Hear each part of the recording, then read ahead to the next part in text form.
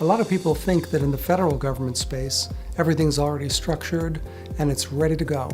But in the federal government space, perhaps even more than in a lot of other areas, people come and people go. New people get elected, they put in new leadership. A lot of transitions happen in the federal government space that probably don't happen as much in the regular commercial sector.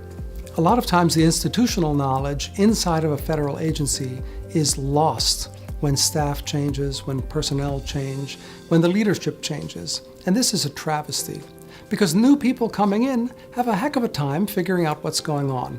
It would be like going to a new city and not having any maps. And you can only find your way around by driving down various streets and kind of building up a mental image of who does what and what's where and so on. In the information space, it's just like that. What we do is we make sure there's an institutional memory that is holding together all those little pieces, bits and pieces of information that are individually in your data repository somewhere, but mostly not mapped out very well.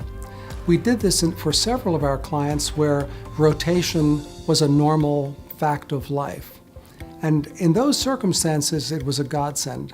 The military has an expression that goes, we're not fighting a 17-year war, we're fighting 17 one-year wars. That speaks to the fact that everything's lost every time there's a crew change. This happens in the civilian agencies as well. Crew changes cause disruption, and disruption that's very hard to recover from.